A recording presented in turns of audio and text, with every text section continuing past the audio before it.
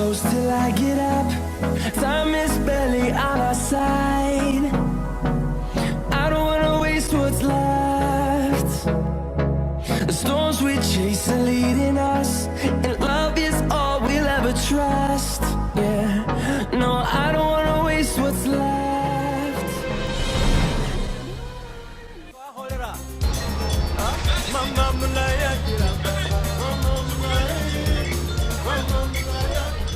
Good evening, this good, given, beautiful evening, people. Thank you very much for choosing KUTV. And this is Beyond Limits. I know you're watching this tonight. It's Motivation Thursday. A new president is in for the formidable Anki Dori Sombat. My name is Aquino Koske, and that is the sound of bliss from the Western region.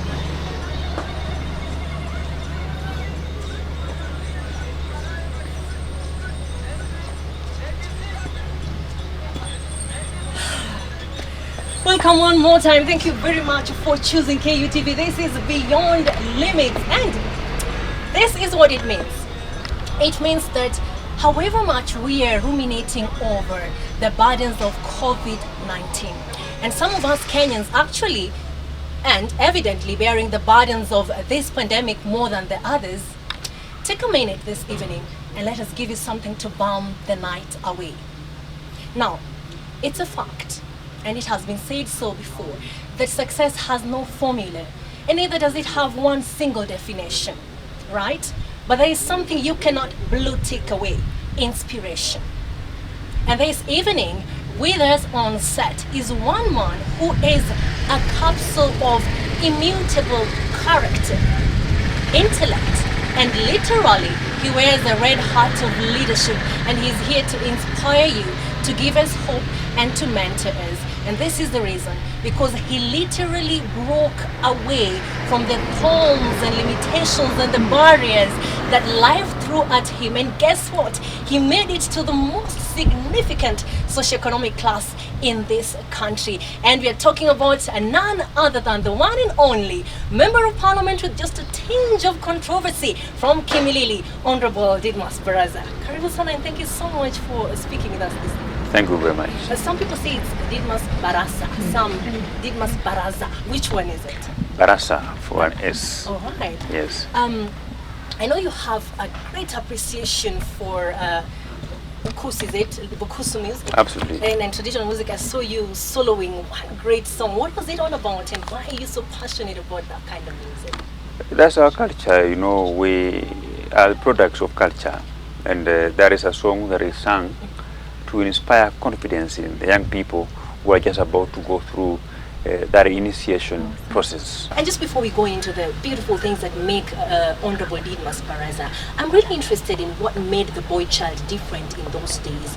And seeing you soloing and moving with the people, it made me think that maybe what we are missing today existed in those days and in such processes.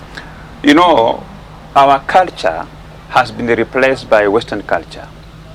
The most that we do things copying the Western countries. But we should go back to our roots.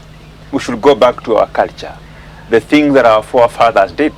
And to me, I believe that our culture is irreplaceable. So that's why I will continue doing our things in our cultural way. Like they say in Swahili, muacha mila ni mtumwa. So this country, we are adrifting. We need to begin supporting the local content. We need to begin to go back to our culture, you know, and not to allow ourselves to begin to do things the way the Americans are doing them, the way the Britons are doing them. We should do things in our own way. Our own way that makes us unique. Absolutely. Speaking of culture, Honorable DIDMUS, you mentioned somewhere that you appreciate what the family was and what the society was, because literally you were brought up by a community when you were orphaned. How was that? How was that experience? You know, I've always appreciated people from humble backgrounds. Those are real professors. The people who scored high marks in primary school, but they could not get an opportunity to go to advance their secondary education because of lack of school fees. So those are the real professors, unlike the majority of the few Kenyans who will advance the education because their parents are very rich. They never qualified for university education, but somehow they will go through the system of doing a certificate, doing a diploma, then eventually, they're going to fight you. and then eventually, I have no apologies to make about these things. Yes. That the real professors are the young men and women who passed highly their primary education, but they could not advance their education because of lack of school fees. People have spoken highly of your intellect, and I'm sure we're going to expose that a little bit. But I'm interested in your growing up as an orphan, sir, because nowadays we see children who are orphaned, don't have basic needs. Is there a time when you were being brought up by the community that you lacked basic needs? Absolutely, I lacked very many things, but I've always a believer that whatever the circumstances that has put you in, even if you find yourself washing toilets to survive, even if you find yourself herding other people's cows or kettles to earn a living, that should not stop you. Did you find yourself doing any of that? Absolutely. That never stopped my dream of being even the president of this country. So I will tell them that don't allow your current situation that is a bit temporal to hold you back and to kill your dreams. You know, I was brought up by the community. The women who sell food along the road, the women who sell sugarcane, those were my mother's buddies. Those were the people who contribute the little shillings that they got from selling bananas along the roadside through Harambes to be able to afford me go through the secondary education. And I don't take it for granted. Mashino, when you talk about community, let us go back a little bit, and this is again for the sake of children who in a significant number are watching you to just see how you went through the experiences they're going through. What was the experience of being an orphan? Were you left in a house alone when after your mom and dad died? Were you adopted by a particular person? When you say community, what did you experience? You know, from my community, when we lost both our parents, the community will share the children. But myself, I was not shared because when I was young, I was a bit cheeky, so no one would want to have me in their homes. So they preferred assisting me when I was still when I was living in my parents' houses, which happened. They outwardly said, "We are Tuntaki." We will assist him from that particular area. Yes. But I believe that the death of my parents opened up many doors for me. Many well-wishers were willing to come on board to assist me, and I still believe that if my parents could be alive, maybe I would not be where I am today here. So God does his things for a purpose. Mysterious ways. In mysterious ways. Before we move away from that, one of your most painful, maybe challenging experiences when you're struggling to balance between finding basic needs and just growing out of that time? You know, when I was in high school, we were being given bursaries directly from the government. Bursary will come from the Ministry of Education directly to the school. And the principal was the one who will determine which student will benefit from this bursary. It never used to come through the members of parliament or any other elected leader. It was coming directly to the school. And I could see some women who had their husbands alive, who were missing out on the bursaries cry. That maybe a death certificate is more important than a living husband who doesn't afford fees. Some of them could pray that maybe their husband would die so that they have a death certificate which will make their children competitive in terms of benefiting from these bursaries. So that one again made me cry in tears and appreciate the fact that my parents are not there. But we have this very important document that can make me get what otherwise I would not have gotten when my parents were alive. So anything that happens for good.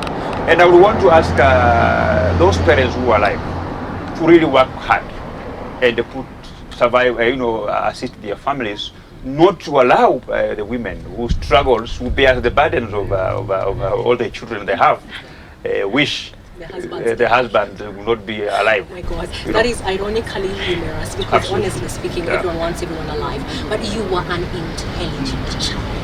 the dream of going to Star Boys at some point, then finding yourself at the simple Kimilili secondary school. How is that? You know, I first did my KCPE in 1994, and I was offered an opportunity in quite a good school in Kimilili constituency. But because my mother could not afford to pay school fees, I dropped out of school for about 6 months. But then later on, my mother told me that, my son, we have this school called Stare Boys Center, where orphans will learn for free. That one made me, I went back to class 7 in 2005 because I could not go to class 8 because the pupils have already registered for the exams. So I went to class 7 and retook my KCPE exams in 1996. I was the best in the sub-county, hoping that I would go to Stare Boys Center, but I was given an opportunity, a chance at Kakamega High School, which is equally a very good school at that time. But again, we could not afford to pay school fees. So I ended up being the only day scholar in a boarding secondary school. In Kimilili High School. How was the rejection at Stare? How did you take it? How was that experience? Because that would have been a scholarship at a very good school. Yeah, but I did not get an opportunity to go to Stare. Was that heartbreaking, considering it's the reason you went back? Absolutely, it was heartbreaking. But when I went to Kimilili Boys, because I was very bright, the teaching fraternity at that time, led by the principal, who was Mesha Kiduba Lansva, they saw that this is a young man who will add value to the school, not the school adding value to him. So that's why they allowed me to go to class without school fees. They continued to support me, and by the time I was leaving Kimilili Boys, I had accumulated a very huge balance. So the school thought that this is a young man who would add value to the school, so let us overlook the issues of school fees payment so that we can be able to allow him to continue. And I want all principals of the secondary schools to follow into the footsteps of Mesha Kiduba Lansifa, that if they have bright students who add value to the school, let them balance in between the school fees requirements and also allowing that school, assist that particular children. When I first did my course in electrical engineering, I got an employment with the Kenya Power Lighting, but though it was a very short time. I was on a contract, and that's the time that I left and joined the Kenya Air Force.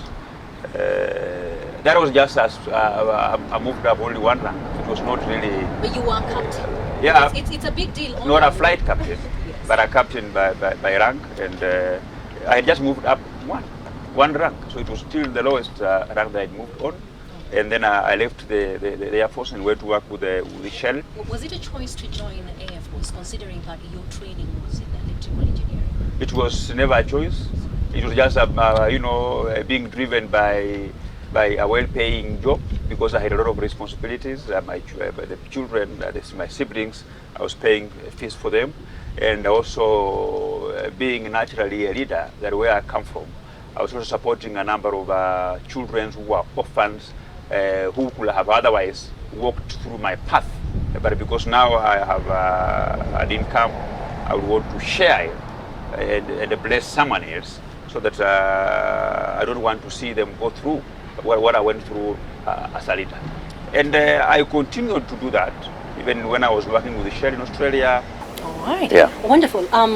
Marriage, I know that also was a very significant leap in your life. How was it, considering that now in your adolescence, or when you in the right stages of growing up, you did not interact well with the ladies? How was it for you? But of course, now after now joining the military, I had an income. Now I can afford to wear a suit that is on the market. I can wear shoes that are on the market. And of course, there are very many female friends I've interacted with. They will tell me I'm handsome. I mean, so that never became an issue anyway. Is it so obvious, therefore, that a man only looks good when he has something in his pocket? Yeah, absolutely. The modern women, I'm told, they love with the wallet. So. Is it a fact for sure, or that's just a rhetoric? No, it's a fact, because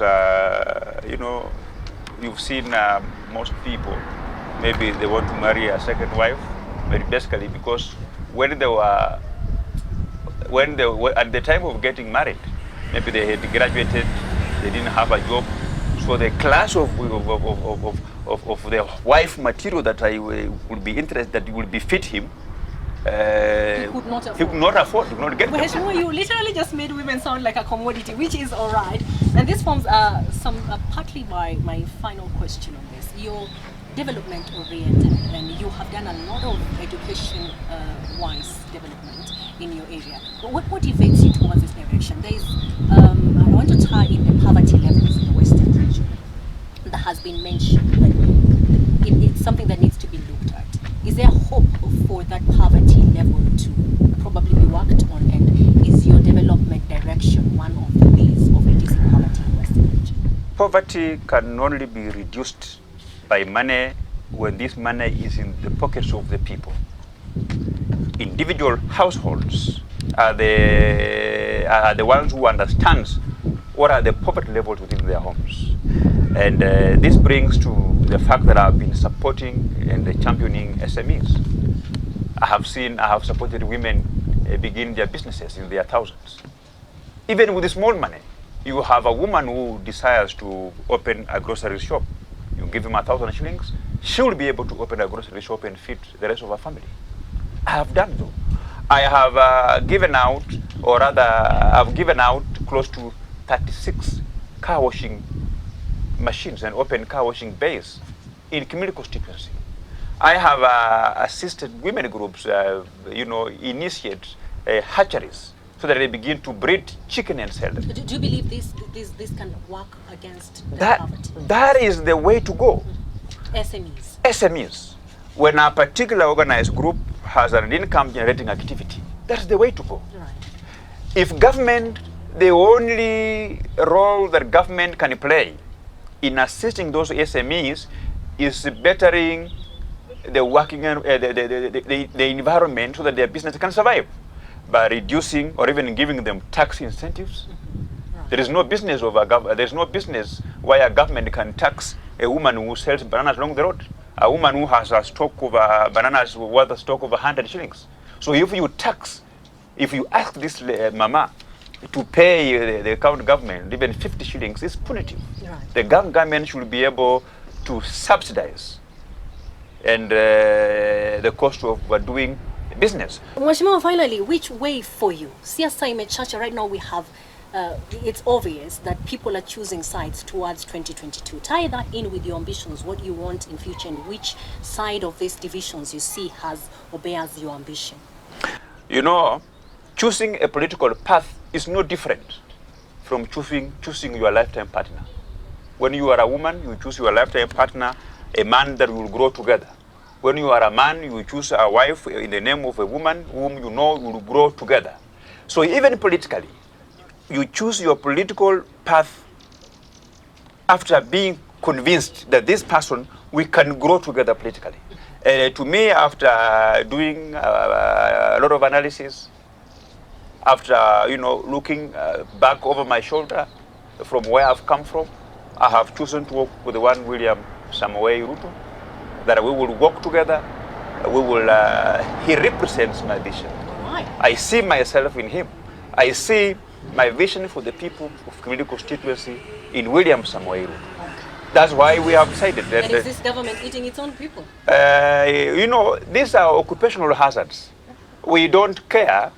Right. We are not afraid of police coming to arrest us. We are not afraid of those other political divides intimidating us.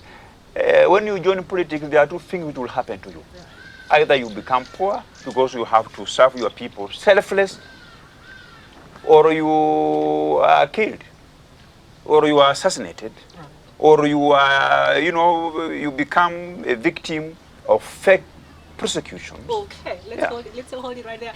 This is Beyond Limits. Thank you very much. We are going for a short break.